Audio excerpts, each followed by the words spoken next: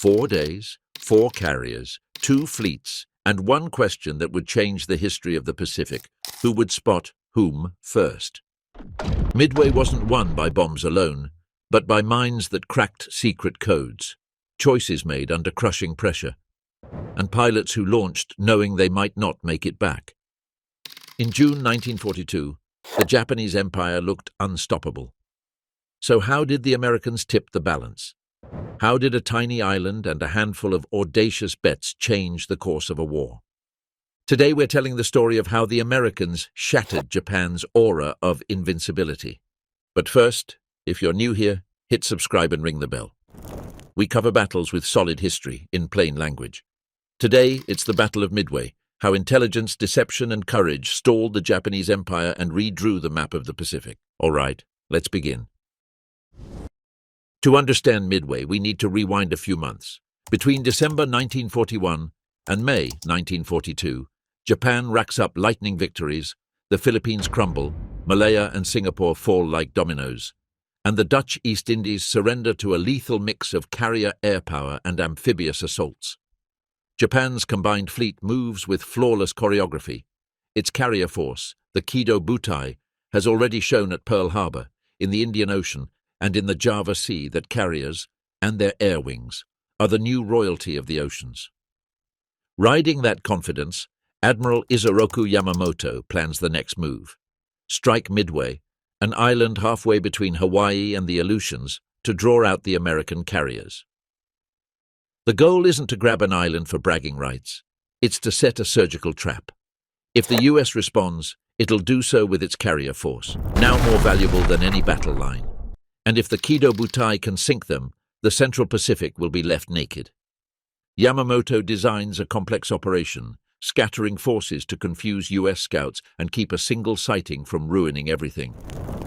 The main pincer at Midway carries 4 heavy carriers, far, very far, behind sails the main body of battleships and cruisers, meant to finish off anything the air groups leave burning.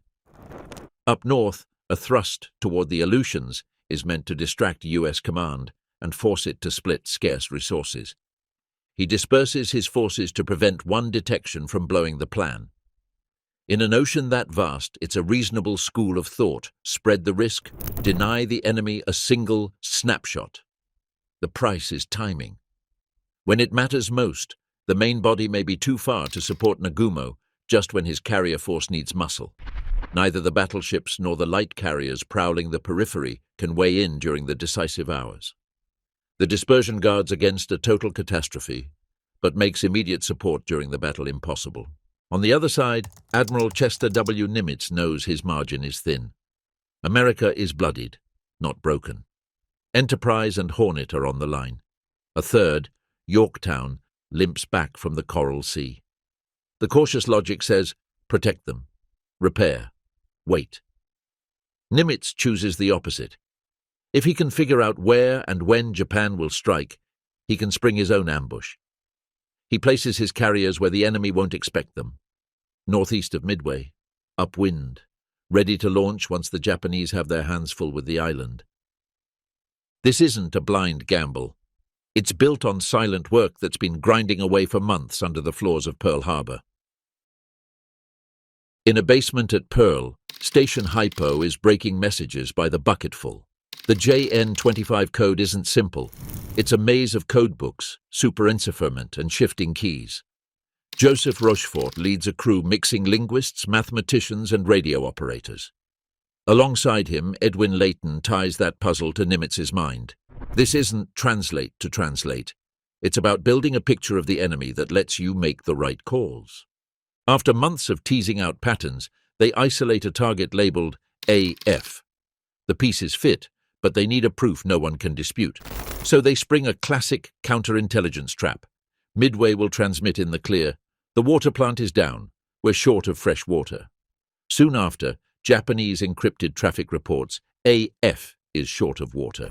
No doubt. The bait works. Hypo doesn't just link AF to Midway, it estimates dates, likely routes, and order of battle. It's like pulling the sheet off a sculpture. Suddenly the shape is right there. Armed with that edge, Nimitz changes the geometry of the fight. He stations his carriers northeast of Midway, outside the Japanese search fan, at a point his sailors dub Point Luck. The American plan is pure chess. Let the enemy hit the island first, force them to launch, reveal their bearing, and pack their decks. Then, when every deck is a chessboard soaked in gasoline and stacked with bombs, dive bomb them from above.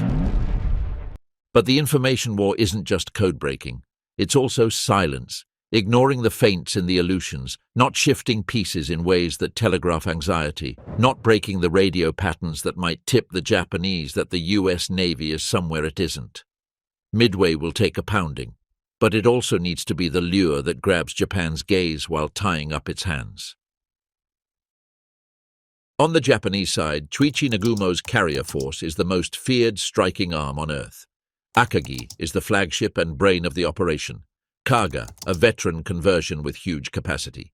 Sōryū and Hiryū are more compact but lethal, their crews drilled to a brutal standard.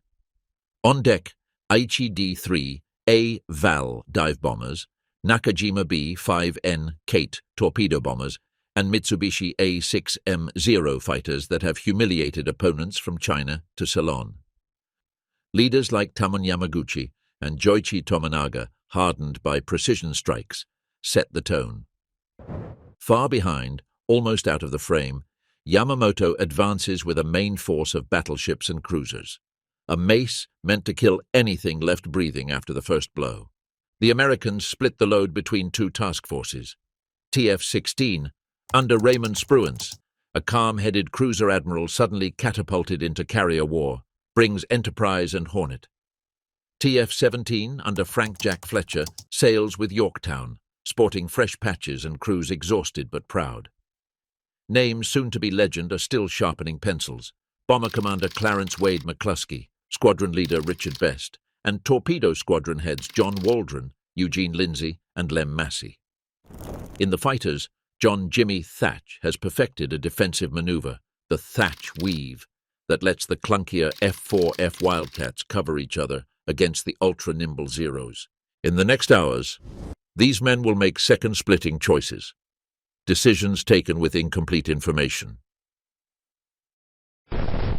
On the eve of battle, the sea isn't calm, the people working it are. Midway's PBY Catalinas lift off in darkness, crews smelling of fuel and salt, plodding but tireless as they comb broad sectors of ocean. That night they almost snag a surprise, an attempted torpedo strike that comes to nothing. Still, information is already a weapon. Sightings begin to sketch shadows where yesterday there were only hunches. At dawn on June 4th, the Kido Butai bares its teeth. Nagumo launches his first strike on Midway. Joichi Tominaga leads a formation like a precision parade. Torpedo planes to skim in, dive bombers to drive the nails. On the island, Marines and AA gunners work at the limit, guns shuddering, tracers scoring the sky, and fighters scrambling from modest, sometimes incomplete strips. Bombs clobber depots and workshops. But Midway doesn't go dark. The runways are scarred and smoking yet usable. The Japanese have hurt the place, not neutralized it. That detail will pull the pin on the dilemma to come.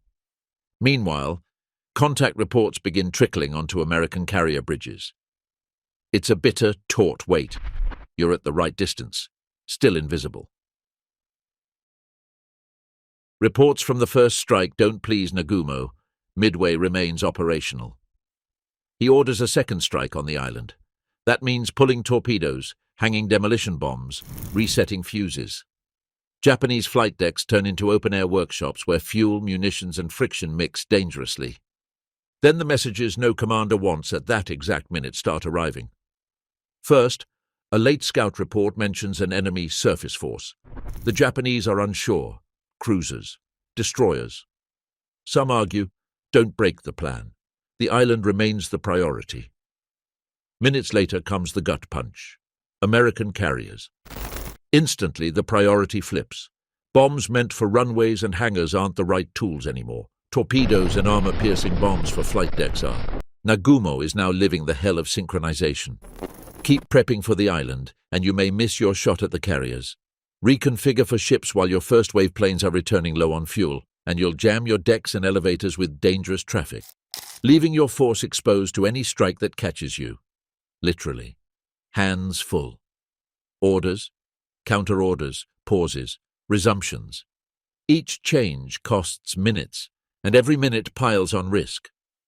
The sequence leaves crowded decks, fuel hoses snaking everywhere, bombs lined in the hangar, fuses being handled in a rush.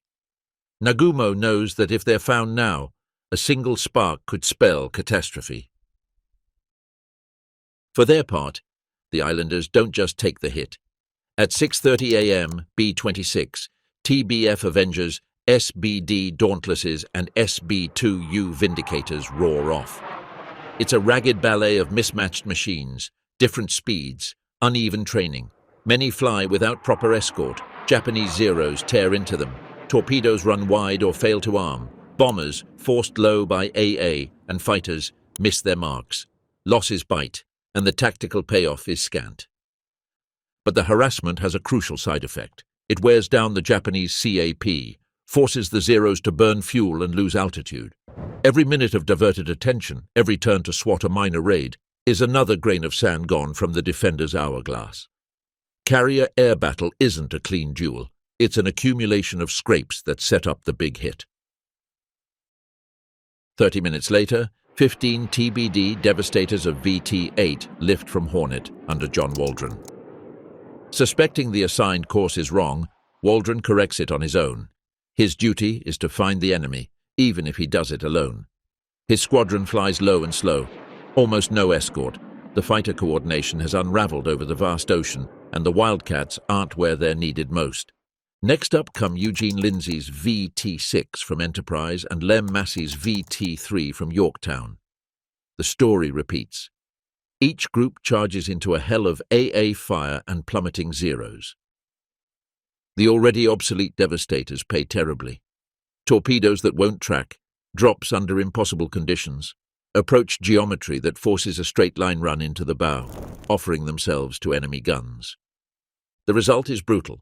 Almost all go down. From VT-8, a single torpedo plane, George Gaze survives the maelstrom, ends up in the water, and becomes a floating witness to the battle's turn. Did they score? Impacts are nil or doubtful. Was the sacrifice pointless? Number. The attacks drag the Zeros down to sea level, scatter them, and force the Japanese carriers into wild, evasive turns to dodge torpedoes. For a few minutes, the high country of the sky is clear. In a carrier battle, owning the roof lets you choose when and how to pounce. The U.S. torpedo squadrons may not have holed Japanese hulls, but they opened the sky for others. Meanwhile, Enterprise's SBD dive bombers under Wade McCluskey have flown the wrong sector. Fuel is scraping the red line. Find something now, or turn back with that sour taste of failure. Then McCluskey spots a destroyer's wake slashing the sea below, running flat out and alone, like it's sprinting back to a herd. It's a Rushi, which had broken ranks to persecute an American sub and is now racing to rejoin. There's no map confirmation, no higher-ups order, just instinct, experience, sailor's logic. If that destroyer is sprinting, it's sprinting toward its task force. McCluskey decides to follow, disobeying the briefed route and risking the last useful fuel. But if he's right, the decision is worth a battle. He's right. Arashi's trail leads straight to the Kido Butai, and it does so at the critical minute. Rearm, retask, chaos, and the first wave's recovery have left Japanese carriers with decks and hangars jammed. McCluskey sorts the dive, assigns targets, and gives the order. In the hush of headphones, attack lands like a hammer. At 10:22, dropping out of the sun like knives, the SBD Dauntlesses fall. McCluskey's group split. One, misidentifying targets, concentrates on Kaga, saturating her with bombs that punch through the deck and detonate among armed aircraft and live fuel lines. Each hit amplifies the next. Fires feeding fires, secondary blasts throwing burning wreckage. From another angle, Max Leslie's SBDS and Lieutenant Richard Best's section find Akagi and Sōryū. Best delivers a razor attack, landing a critical hit on Akagi near the aft elevator. The blast triggers an uncontrollable blaze that turns Nagumo's flagship into a torch. On Sōryū, bombs rip steel open and light stored fuel. In roughly 6 minutes, the beating heart of the Japanese force goes from fighting to surviving. This isn't heavy damage, it's functional collapse. With 3 carriers burning, coordination frays, damage control teams can't tame the cascade of fires and explosions. Decks that had been precision orchestras turn into rescue scenes. Sailors fight flames with hoses and portable pumps, while others shove blazing aircraft overboard.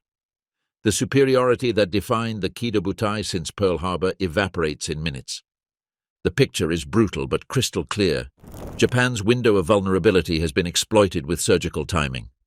Hypo's work, the Torpedo Squadron's stubborn courage, McCluskey's intuition, and the SBDS marksmanship all clicked into place.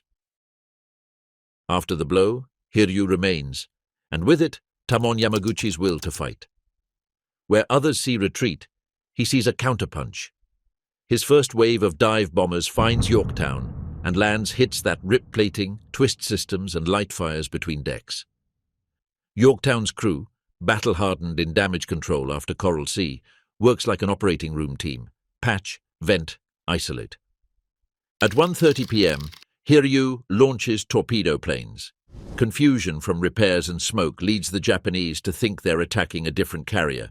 Even so, torpedoes strike, and Yorktown is dead in the water, needing a tow to survive. Spruance, with Enterprise and Hornet, doesn't let go.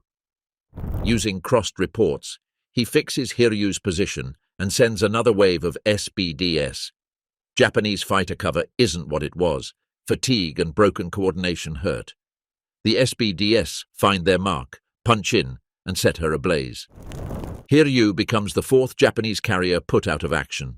At that point, the Japanese operation stops being offensive and turns into survival. The battle doesn't just fade into the sky, it runs on at sea level. In the retreat, heavy cruisers Mogami and Mikuma suffer an accident. In the haze, a sudden evasive turn leads to a collision and serious damage. A panicked defensive maneuver and raw friction end in crumpled hulls, twisted structures, reduced speed. That forced clumsiness makes them easier targets. Subsequent airstrikes from Midway, and the carriers sink Mikuma and leave Mogami badly mauled. It's a lesson in how tactical stress after defeat magnifies operational risk. The U.S. Navy, in no mood to forgive, hounds the retreat with planes from Midway and the surviving carriers. Mikuma takes repeated hits and goes down, a reminder that withdrawing under an enemy's eye can be as deadly as advancing. Mogami survives, a ghost of buckled steel. Meanwhile, it's a race against time to save Yorktown. Salvage teams, tugs, and destroyers cling to her flank like they could plug the ocean with their hands. Enter the Japanese submarine I-168. Commanded by Lieutenant Tanabe, it slips in during the salvage work and fires a lethal spread. Destroyer Hammond breaks and sinks fast, and her depth charges cook off as she goes down, killing men who were trying to save others. Yorktown, already crippled, is doomed. She hangs on until June 7th. Gravity finishes what the enemy began. It's a bitter price, but it no longer changes the strategic math. The endgame is asymmetric. Japan loses 4 carriers: Akagi, Kaga, Sōryū, Hiryū, an irreplaceable slice of its most experienced carrier aircrews, and the heavy cruiser Mikuma. The U.S. loses Yorktown, Hammond, and scores of invaluable crews and aircraft. The U.S. Navy staggers but stands. The Kido Butai bleeds out. From here, the wind shifts. Midway is a turning point, not just because it shrinks Japan's available strength, but because it exposes a strategic truth. Initiative belongs to the side that fuses intelligence, logistics, and replacement capacity. Japan can build hulls, but it can't quickly replace the experience of its pilots and deck crews. The United States, with vast industry and a rapidly expanding training pipeline, can replace losses and ratchet up pressure. Within months, the tactical map shifts to Guadalcanal and the island-hopping strategy. Midway didn't win the war in a day, but it opened the door to campaigns where the clock runs against the Empire, forcing it to burn resources faster than it can regenerate them. Yes, and that yes is a monument to logistics. After Coral Sea, Yorktown limps into Pearl with a damage list that screams weeks in dry dock. Instead, the Navy opts for a war patch-up. Civilian and military crews work around the clock, prioritizing flight operations, fuel systems, damage control, just enough to fight. Some yard workers even sail with her. It's a calculated risk, not pristine, but battle-worthy. Her presence at Midway changes the force ratio. Without her, the American ambush would have had fewer teeth. Midway taught that courage without information is noise, and information without decision is too. In Hypo's basement, civilians with headsets cracked open a window on the future. On Nimitz's bridge, an admiral chose to risk when caution felt safer. In torpedo cockpits, Waldron, Lindsay, and Massey flew, knowing they might not return, and still dragged the Zeros down and gave others room to breathe. High above, McCluskey read Awake, nothing more than Awake, and followed it to the enemy's heart, while Best and the SBDs dove when those decks were powder kegs. In a war where so many plans aim for perfection, Midway proved that real battles are won by aligned imperfections, messages that arrive on time, hunches that happen to be right, patches that hold, hands that don't shake. That day, a fleet that seemed invincible stopped being so. For Japan, from then on, the question wasn't, how do we keep winning, but how do we slow the fall? If you enjoyed this trip to Midway, tell me in the comments what you want next. Stalingrad, Hiroshima, and Nagasaki? If this video helped, share it.